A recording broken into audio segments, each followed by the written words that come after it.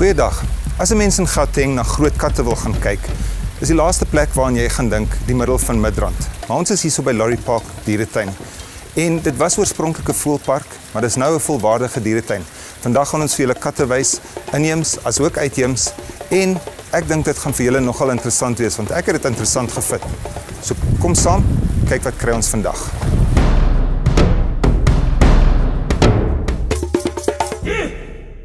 Ons praat hier so met Elfie, en wat ons hierso het, is Daniel. Dit is 'n klein wit leeuetjie. Hy het van 'n ander dieretuin af oorgekom. Hy is spesifiek aangekoop, want daar's 'n wyfietjie hierso, klein wit leeuetjie, en sy moet vir haar 'n mannetjie kry, en dit is nou waar Daniel hier inkom. Nou, hy word handsgroot gemaak, want sy is ook handsgroot gemaak, so die twee moet baie goed oor die weg kan kom. En soos wat jy kan sien, hierso is hy besig om 'n hoed dood te maak. Dit is wat hulle doen, en dit is maar deel van hulle opleiding om leeu's te wees. Gewoonlik in die natuur soos sy ma vir hom al sulke goede geleer het, maar vandag hierso speel hy nou te lekker met die hoed, en dit is maar deel van sy opleiding. Dit is instinktief. Nou, wit leeu's kom oorspronklik van Timbawati se omgewing af. Hulle het daarso is hulle in die natuur gevind. Van hulle is Johannesburg dieretuin toegeneem, en van daar af is hulle geteel in die hele wêreld vol versprei, en dit is een van ons gunsteling diere wat ons het om uit te voer. Nou,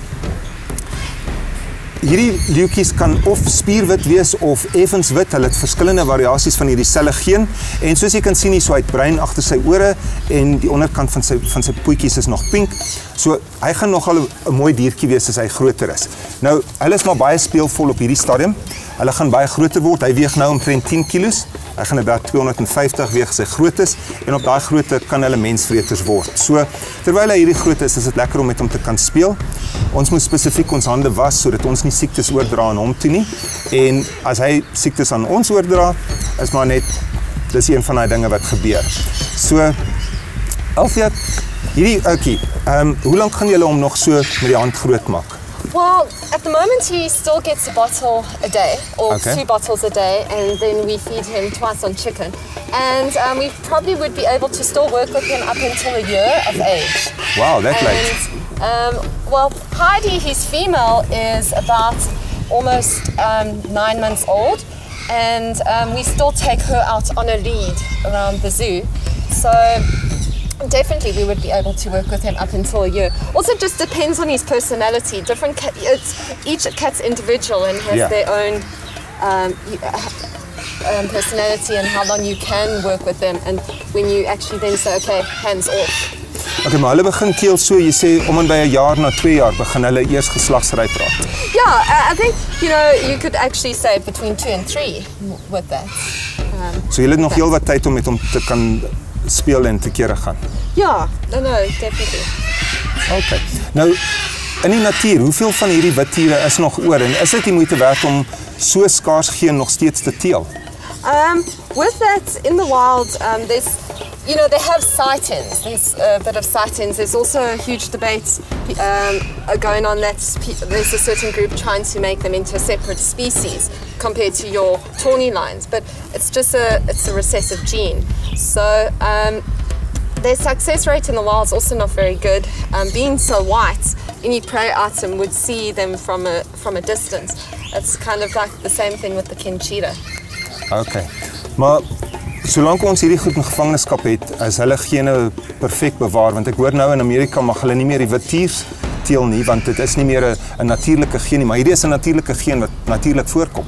They have seen it. I think also, with the white tigers, they have been they were spotted in the wild, and all of that, but with them, they're just not a separate species. So. Okay, maar baie dankie. Kom ons los vir Daniel dat hy bietjie met sy hoed hierso speel, en ons kan gaan kyk, daar's nog ander katte hierso, en ons gaan by almal van hulle nog 'n draai maak.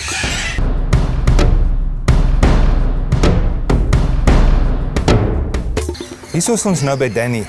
Al die katte kry in 1 jaar 'n naam wat met 'n spesifieke letter begin. Hierdie jaar is nou die letter D. Nou Danny is 'n ocelot. Ocelots kom uit Suid-Amerika uit, en hulle is baie skaars in die natuur. Soos 'n mens kan sien, hulle het verskriklike mooi pels, en dit is wat hulle so gesog maak, want die mense skiet die goed om jasse en sulke goed te maak. So in die natuur is al amper uitgesterf, maar hier by Laurie Park teel hulle gereeld ocelots. Hierdie is, ek dink die 5de een wat al hier gebore is en hy is nou seker omtrent hier by 8 maande oud en 'n baie lieflike dier. Hy het nou net wakker geword, so hy's nie in so goeie by nie. Nou, hierdie ocelots, wat is hierdie wit kolle op hulle ore? Is daar 'n rede daarvoor? With the white on his ears, it's pretty much just an indication for the moms with the cubs when they have their kittens that they can see them, just to help in the forests of South America so that the babies can actually see them. Okay, so as hulle rondhardloop, dan kyk hulle net vir die kolletjies agter op die ore en dan kan hulle mekaar volg. Want met hierdie patroon sal 'n mens baie vinnig in die woestyn, in die woud kan inverdwyn. That's right. Yeah. Nou, hulle word nie veel groter as hierdie nie, né? No, he will get a little bit bigger, but this is he's coming up to his full size. Nou in die natuur eet hulle hoofsaaklik kleiner soogdiertjies. Hulle gaan nie agter soos in pakke met die katte wat 'n groot dier sal plat trek nie. Hulle eet net kleiner diere. That's correct. Like your smaller rodents in South America. So is hulle alleenlopers in die natuur? Yes, they are definitely solitary. En hoeveel van hulle is nog oor in die natuur? Is daar baie of nie so baie nie? Not so many. One of the biggest things now with the fur trade being banned, the thing that ocelots now are found quite a lot in the pet trade. And because what people actually do is, because they're such beautiful cats, they actually declaw them and try and make them domestic pets. And quite a few of them get confiscated around South America and because of them becoming pets. Nou, kyk hierso, kyk na daai kloutjies. Hoe kan 'n mens daai kloue nou gaan staan en uithaal om net 'n kat in jou huis te hê? As jy 'n kat in jou huis wil hê, koop vir jou 'n kat. As jy wil 'n kat wil hê, behoort hy in 'n groot hok te wees as hy nie in die natuur kan wees nie. So, hierdie is nie bedoel vir die troeteldiermark nie. En ek weet wat hierdie goed kos. In Suid-Afrika gaan 'n paartjie jou hierso naby 'n $250,000 kos. Dit is nie net 'n ryk man se troeteldier nie. Hierdie is diere wat ons moet bewaar, juist sodat hulle weer in die natuur hulle self kan hervestig en meer in die natuur kan wees. Nou, hierdie katte in Suid-Afrika, is daar baie verskillende katte of is hulle maar meestal almal van een genepool?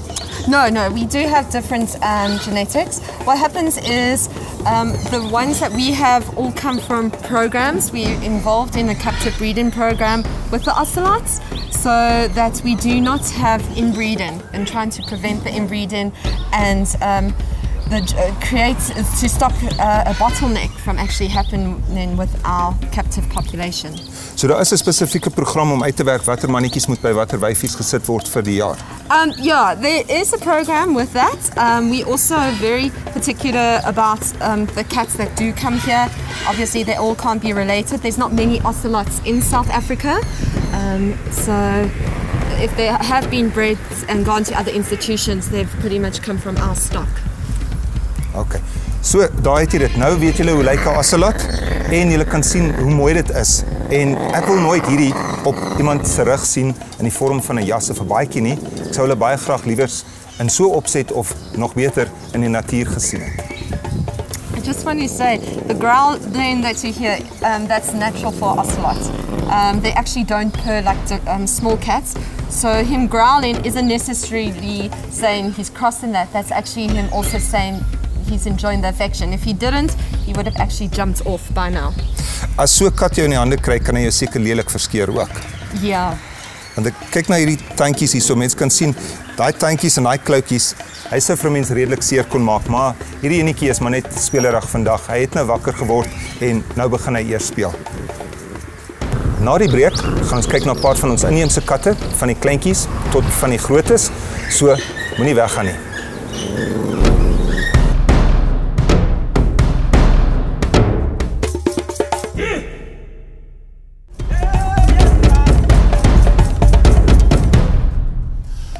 Hier is twee van ons inheemse katte wat mense nie so gereeld sien nie. Die een is 'n tierboskat, hierdie is 'n rooi kat. En hulle is so half gegroei. Hulle gaan seker 2 keer so groot word, maar baie min mense sien hierdie nog in die natuur oor. Hulle is redelik skaars, veral die rooi kat. Hulle was vir jare uitgeroei deur die boere, want hulle het blykbaar skape gevang en ander wild, kleiner wild vir die wildboere. So hulle het hierdie arme katte tot amper uitgesterf geskiet en hulle word nou albei beskerm. Hulle is albei beskerm onder verskeie wetgewing, insluitend die topsbeskerming, asook mense het permitte nodig om hierdie katte enigstens aan te hou. So, hierdie katte staan nou 'n beter kans as wat hulle byvoorbeeld 3 of 4 jaar terug gestaan het, maar dis plekke soos hierdie wat hierdie katte teel, wat dit die moeite werd maak, en hulle word baie gesoek oor see. Die dieretuine daarso wil graag katte hê wat in gevangenskap geteel is, wat gewoond is aan mense. So, hierdie maak eintlik baie goeie ruiltransaksies, sodat ons katte kan kry, soos wat julle later gaan sien, soos die Jaguars en daai. 'n Mens moet kan ruil. Dit gaan nie oor geldwaarde nie, dit gaan oor wat is hierdie katte vir die wêreld werd. Nou, hoe oud is daai enetjie wat jy daar sê, daai tierboskat? Over here, Doug is 8 months old. Okay, so hy gaan omtrent wat, so 1,5 keer so groot word. Yeah, he's going to get bigger than that. It's a little bit on the fat side, but he's still got a bit puppy fat on him. Ek het gesien, hy word baie goed versorg. Daar is nie 'n tekort aan kos vir hom nie. En hierdie kleintjie hierso? Her name is Judes, and she is 6 months old. Okay, hulle word heel wat groter. Die wyfie nie so groot nie, mannetjie word mos bietjie groter, né? That's correct. She's probably going to get about double in size. Nou, het julle baie van hierdie rooi katte wat julle hierso teel? Yes, we actually do. At Laurie Park Zoo, we've had actually some confiscated cats come to us in the past because people obviously shoot, they're seen as vermin, shoot the parents, find that there's babies, try and hand rear them, which is actually illegal, and they get confiscated by law enforcement, and they land up at Laurie Park Zoo. So we do have quite a few of those. We've also got cats that have been injured in the wild and couldn't be re-released, and they've landed up over here. Okay, nou hierdie tierboskatte, hulle eet hoofsaaklik klein knaagdiere in die natuur. Hulle eet mos hierdie klein mastimus muise. Dis mos hulle gesogte kos. Yeah, they do. Even with Doug, if we had to put some crickets around here, he would jump at them and try and catch them. It's incredible. They do, and I think when they are small, that's pretty much how they start. So hulle eet insekte en klein knaagdiere. Hoekom wil die boere die goed skiet? Hulle eet tog nie 'n skaap of enigiets nie. I think there's just that whole myth about them. With that, I think the caracals probably have it a lot worse than the servals in terms of that. I think the servals, just because they are cats and they're seen as a predator, they get that bad. So hierdie een sou tussen skape deurloop en hulle niks maak nie. No, you know, the little lambs they probably would go for, but to take down a full-grown sheep, a serval hasn't really got that much strength behind them compared to a caracal to actually do something. A lamb and chickens, possibly yes, definitely. En hulle habitat word ook redelik baie vernietig, want hulle bly mos in gras, in vleie, daai tipe omgewing, en dit word nou uitgeroei, né? Yeah, that's right. With the decrease of the natural habitat, they actually have been put onto the TOPS permits. They are one of the species that conservation are quite worried about. En snaaks genoeg, jy moet hierso kyk, daai wit kolletjies wat ek net nou vir julle gewys het op die ore van die ocelot. As 'n mens mooi kyk, hierdie rooi kat, hierdie tierboskat het presies op dieselfde plek ook daai wit kolletjies. So dit lyk my al hierdie katte maak baie goeie maas sodat die kleintjies hulle kan volg in die lang gras of waar hulle in bosse ingaan. So dit is die twee van die kleiner soort katsoorte wat ons in Suid-Afrika het. Ons gaan net nou gaan kyk na twee van die ander wat nou 'n bietjie groter is.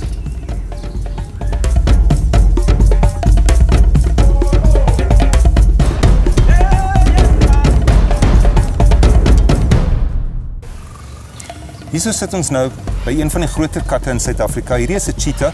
Dis die vinnigste kat in die wêreld. En hulle is nie vreeslik groot nie, maar jy kan sien hulle baie lang maarbene, maar baie vinnig en klein koppie, klein oortjies trek terug, so hulle kan baie vinnig hardloop.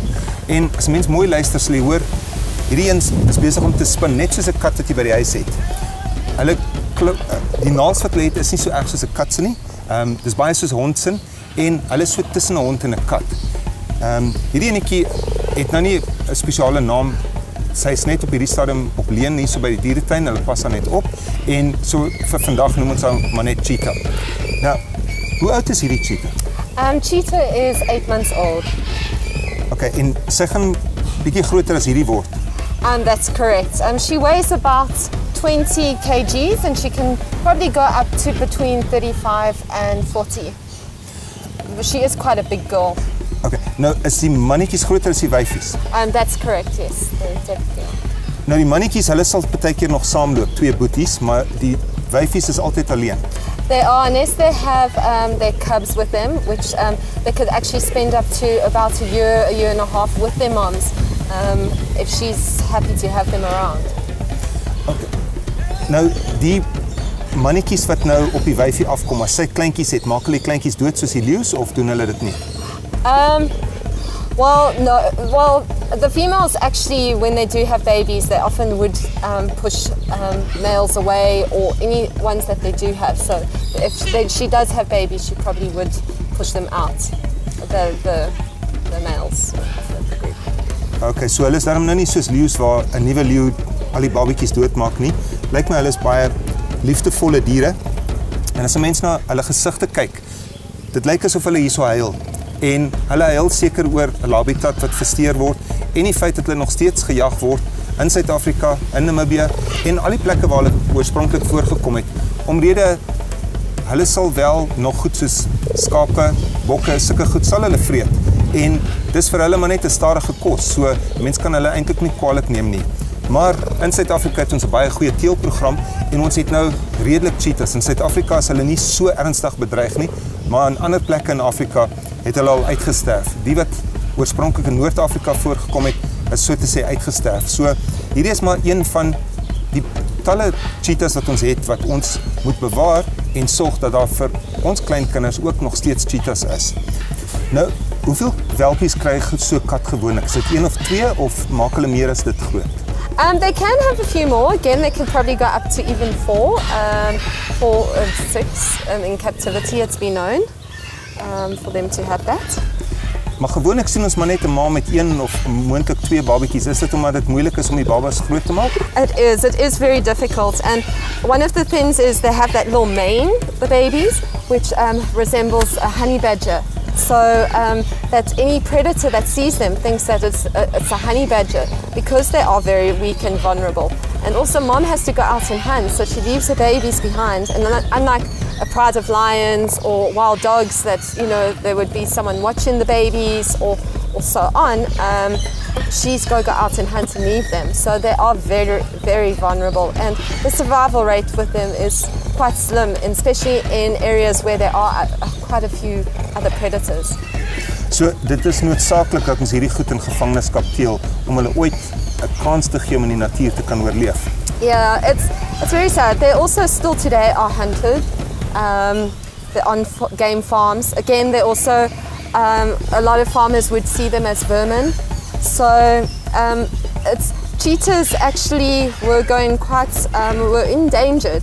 And it's through with zoos breeding them and so on that we come into the point now where there's quite a nice captive population.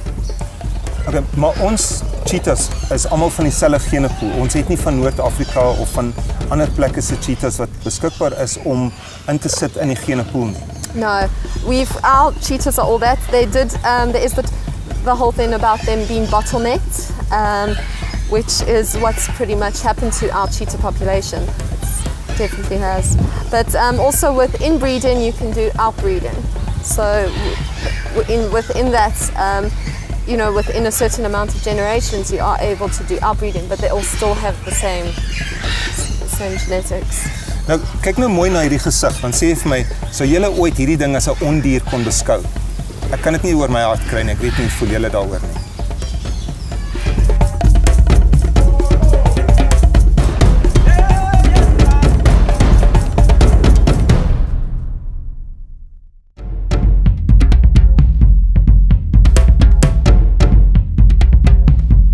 Hierdie tier wat julle nou net gesien het, sy naam is Raj. Hy is wat hulle noem 'n wit tier, maar hy is nie wit nie, soos wat julle gesien het, hy is wit met sulke bruinerige vlekke op hom. Hierdie tiere, party is wit en bruin, party is wit en swart. Is daar variasies van hierdie albino geen? There definitely is. They're all recessive. So it's again like the recessive gene with the white lions and the tawny lions. With the Bengal tigers, they also do. You get different phases of the recessive gene. So hierdie is nie verwant aan mekaar nie. Mens kan nie uit 2 bruin tiere een swart en wit tier teel nie. Dit sal altyd bruin en wit tier babietjies wees. It can be. It all depends also what's in their genetics. So if their father or grandfather might have had that in them, it might actually come out. Okay, nou, dit is net met die Bengaalse tiere wat 'n mens hierdie kleurvariasies kry. Wat van al die ander tiere soos die Siberiese tiere, is daar wites van hulle ook? To be quite honest, I actually can't even say that I've ever read that there has been a white Siberian. But you've also got to keep in mind that people have also interbreeded between the different species. So with the Bengal and the Siberians, they have bred them together. So again, if you had a white Bengal male and a Siberian female, and they're bred, there are the chances that you've got hybrids as well that it would be white or carry the white gene. So hierdie buster tiere, kan 'n mens dit duidelik sien of is dit moeilik om te sien wanneer dit 'n buster is en wanneer dit 'n volbloed tier is? No, you know, the differences with the Siberians, obviously they're a lot bigger, they've got more fur or hair on them compared to the Bengals, and it can be seen. You can see that there's a mixture between a Siberian and a Bengal. You know, people, especially in the days when there were circuses, they wanted the big tiger like a Bengal, but they wanted the personality, of a big tiger like a Siberian, but they wanted the personality of a Bengal because they're a lot easier to work with. So that's why they started crossing them. So die Siberiese tier is die grootste van al die tiere? It is. En die Bengaalse een is die een wat ons die meeste nou in gevangenskap kry, maar daar is omtrent 7 of ander tiersoorte ook? There are 6 tiger species left. Already you've had 3 go extinct. We're on the verge of losing the South Chinese tiger. There's only about 50 of them, or 50 to 60 of them left. So it's very grim in terms of tigers. The Bengals is probably the most common one that you see in zoos. There is a lot of captive programs for Siberian tigers. A lot of the European zoos and the American zoos have quite a few going for that. But the other species are very rare, and they also don't do very well in captivity. Like the South Chinese tiger, they're not very good in a captive environment as a Siberian or a Bengal would adapt to. Maar ons het hier in Suid-Afrika het ons nou 'n projek waar ons probeer van hierdie Suid-Chinese tiere in die natuur te hervestig sodat hulle kan leer hoe om te jag en dan kan hulle moontlik eendag terug gaan China toe. Hoe suksesvol is hierdie program? Weet jy daarvan? Yes, it's the Save the Chinese Tiger, and what they have actually done, they've actually bred the tigers, which is incredible. Now, all those tigers don't belong; they belong to the Chinese government, and they are looking at the possibility of they are trying to get land back in China and taking the tigers back. So they are getting the ball rolling with that. But what is quite nice is that she has been able to breed that side. They are having a little bit of success. The enclosures are huge. It's not a small little camp. They are massive open spaces for the tigers. And she's doing pretty well with it. If the release is successful, that only time will actually tell with it. But from the captive side, she's proved a lot of people wrong.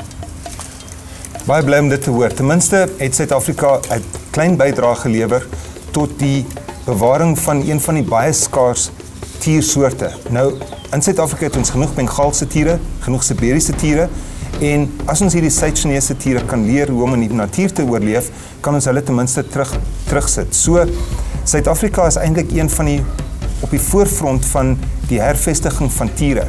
Nou is die groot probleem net, kan ons in Rusland genoeg plek kry om die Siberiese tiere ook weer terug te sit.